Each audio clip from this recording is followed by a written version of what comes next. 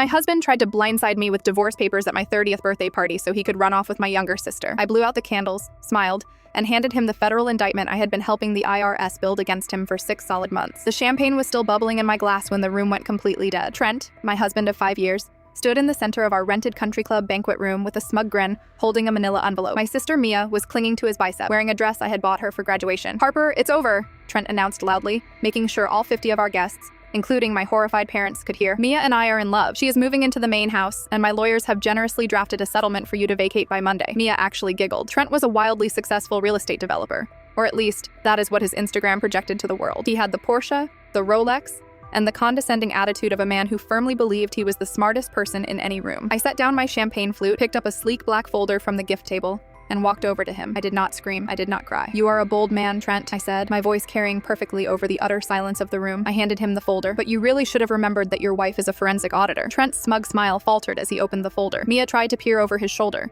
looking confused. Here is what Trent and Mia did not know. 8 months prior, I noticed an irregularity in our joint tax filings. A strange LLC registered in Delaware. I dug deeper. Trent wasn't just hiding assets in anticipation of a divorce. He was actively laundering millions through phantom contracting companies to dodge federal taxes and defraud his investors. And the best part? He had used Mia's name to register 2 of the shell companies. When I found the text messages between them in January, where they mocked my boring clothes and planned their future life with my money, I did not confront him. Instead, I called the IRS whistleblower office. For 6 months, I methodically documented every wire transfer, every offshore account, and every fake invoice. "I know about the Cayman accounts, Trent," I said quietly, watching the color drain from his face until he looked like a ghost. "I know about the shell companies registered in Nevada, and I know about the federal raid that happened at your downtown corporate office exactly 20 minutes ago." Trent dropped the manila envelope. It hit the hardwood floor with a pathetic slap. "Mia," I turned to my sister, who was now trembling, "you might want to call that defense attorney Dad used for his DUI. Since Trent made you the sole registered agent for Horizon Holdings, you are looking at federal tax evasion charges too." Mia burst into hysterical tears, sinking into a chair. Trent lunged for his phone,